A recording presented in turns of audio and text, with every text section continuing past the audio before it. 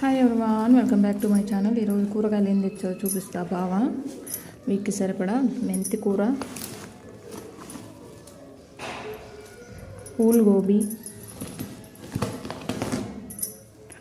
మునక్కాయలు, కొత్తిమీర, టొమాటోస్, పాలకూర, దొండకాయలు, వంకాయలు, పచ్చట్టికాయ,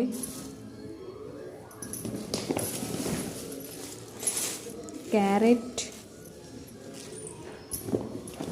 అండ్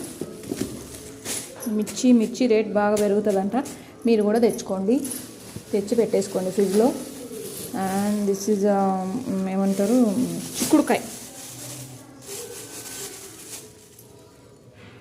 చిక్కుడుకాయ, లాస్ట్ బట్ నాట్ లీస్ట్ సోరకాయ.